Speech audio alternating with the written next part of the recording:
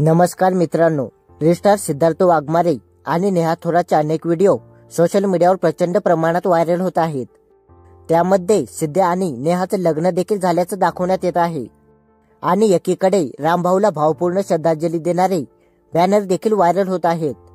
त्यामुळे सिद्ध्या आणि नेहा का लग्न करत आहेत आणि रामभाऊला काय झालंय ज्यामुळे असे बॅनर लावण्यात येत आहेत, हेच आपण या व्हिडिओच्या माध्यमातून जाणून घेणार आहोत। त्यामुळे व्हिडिओला शेवटपर्यंत नक्कीच बघा। सोशल मीडियावर नेहा थोरात आणि सिद्धार्थ वाघमारेच्या इंस्टाग्राम अकाउंटवरून हे व्हिडिओ व्हायरल करण्यात आलेत। अनेक व्हिडिओमध्ये सिद्ध्या आणि नेहाचा लग्नाचा प्रसंग दाखवण्यात येत आहे। त्यामुळे सिद्ध्या आणि नेहाचं लफडं आहे आणि त्यामुळेच रामभाऊने आत्महत्या केली आणि त्याचंच हे बॅनर आहे अशी अफवा आहे।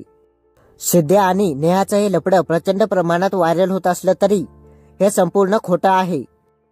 सिद्ध्याने आणि नेहाने जो नवरी नवरदेवाचा वेश घेतला तो एका गाण्याच्या शूटिंगचा भाग आहे आणि या गाण्यामध्ये मृत्यू पावलेला व्यक्ती म्हणून रामभाऊला दाखवण्यात आले आणि त्याच्यासाठीच हे बॅनर आहे।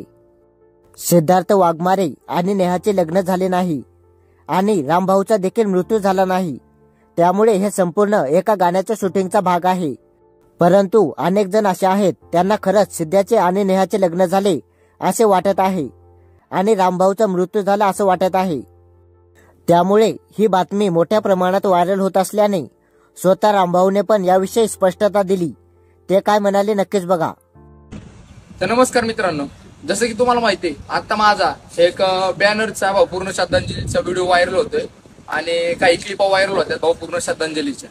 तर मित्रांनो, त्याचा गैरसमज करून घेऊ नका।